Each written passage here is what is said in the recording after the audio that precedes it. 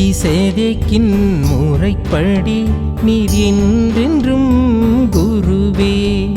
மெல்கிசேதேக்கின் முறைப்படி நீர் என்றென்றும் குருவே.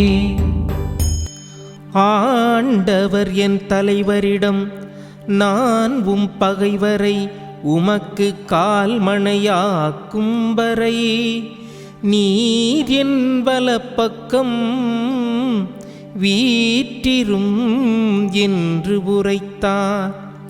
வலிமை மிகு உமது செங்கோலை ஆண்டவர் சீயோனிலிருந்து ஓங்கச் செய்வார். எதிரிகளிடையே ஆட்சி செலுத்தும்.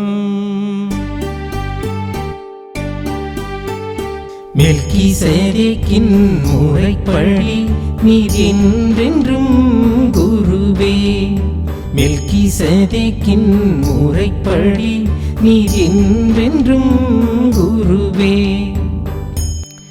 நீர் உமது படைக்கு தலைமை தாங்கும் நாளில் தூய கோலத்துடன் மக்கள் தம்மை உவந்தளிப்பார்.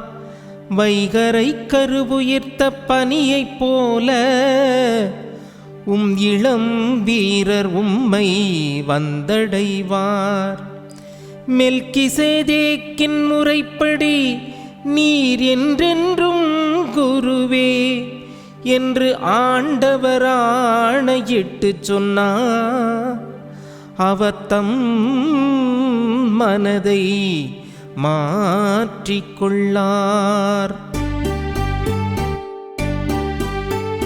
மெல்கிசேதேக்கின் முறைப்படி நீர் என்றென்றும் குருவே.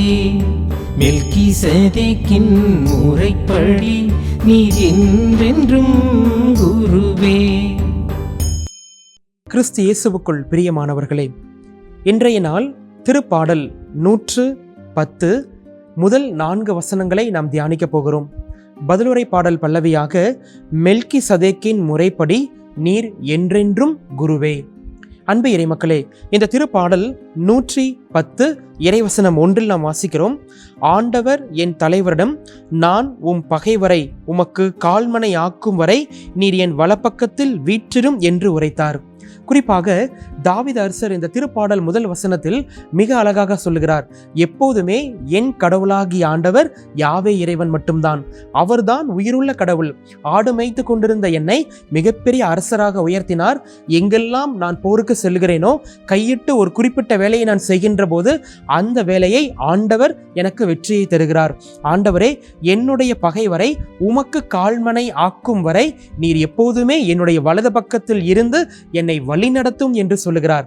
இதையே இயேசு ஆண்டவர் மிக தெளிவாக சொல்லுகிறார். பாருங்கள், மத்தேயு எழுதிய நற்செய்தி 22 அதிகாரம் 44 வசனமும், மார்க் எழுதிய நற்செய்தி 12 அதிகாரம் 36 வசனமும், லூக்கா எழுதிய நற்செய்தி 20 அதிகாரம் 42 43 வசனத்தில் இதோ நம்முடைய மிகப்பெரிய தலைவராகிய இயேசு ஆண்டவர் இருக்கிறார். பரிசேயர்கள் சதுசேயர்கள் இயேசுவை தாவீது அரசருக்கு கீழாகத்தான் என்று நினைத்து கொண்டிருந்தார்கள். ஆனால் இயேசு மிகப்பெரிய விளக்கம் தருகிறார். நான் தான் உண்மையான மெசியா, நான் தான் உண்மையான இறைமகன். ஆக யாவே இறைவனை அவர் தன்னுடைய தலைவர் என்று சொன்னார். சாதாரண தாவீது அரசரை பரிசேயர்கள் சதுசேயர்கள் தலைவர் என்று நினைத்து கொண்டிருந்தார்கள். ஆனால் தாவீதோ தன்னுடைய யாவே இறைவனை தலைவர் என்று சொல்லுகிறார். அதனால தான் நாம் ஒவ்வொரு நாளும் இயேசு கிறிஸ்து தான் நமக்கு மிகப்பெரிய ஒரு தலைவராக இருக்கிறார். மத்தேயு எழுதிய நற்செய்தியில் நாம் சிறப்பாக வாசிக்கிறோம்.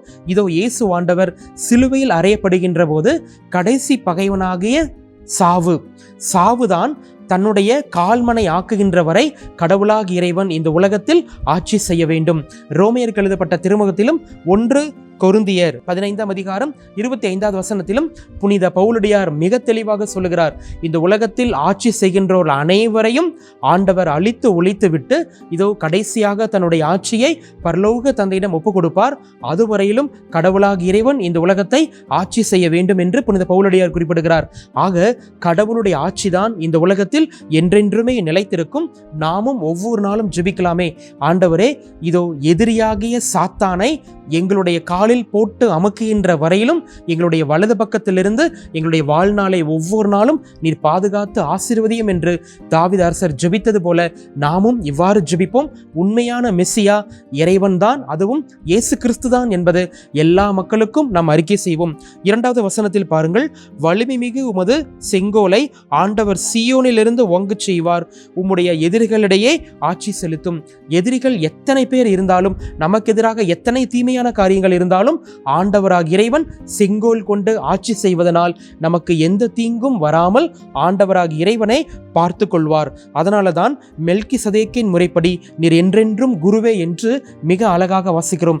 இதனுடைய விளக்கம் என்ன இங்கே என்று பார்க்கின்ற போது, தொடக்க நூல் புத்தகத்தில் 14ஆம் அதிகாரம் 18 20 முடிய உள்ள இறைவசனங்களிலும், அதே போலவே எபேசியருக்கு எழுதப்பட்ட திருமுகம் 5ஆம் அதிகாரமும் 7ஆம் அதிகாரத்தையும் நீங்கள் வாசித்து பாருங்கள்.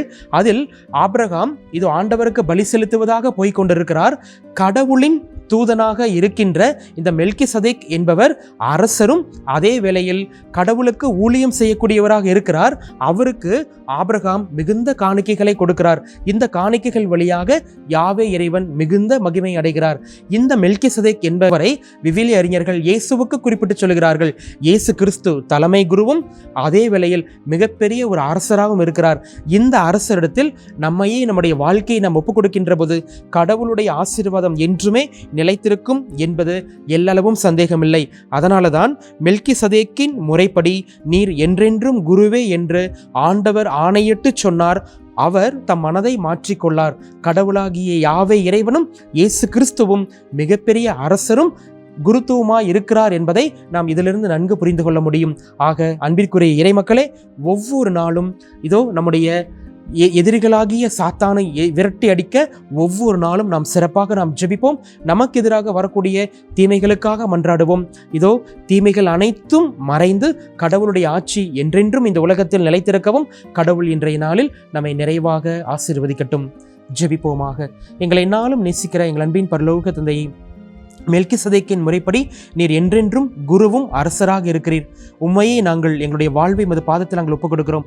எங்களுக்கு எதிராக வரக்கூடிய எல்லா சோதனைகள், துன்பங்கள், கஷ்டங்கள், பாரங்கள், ஆபத்துக்கள் அனைத்திலிருந்தும் இன்றைய நாளில் விடுதலை தருவீராக.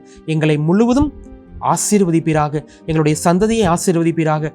எல்லா மக்களையும் நிறைவாய் ஆசீர்வதிப்பீராக. இயேசு கிறிஸ்துவின் இணையற்ற நாமத்தில் ஜெபிக்கிறோம் நல்ல பிதாவே, ஆமேன்.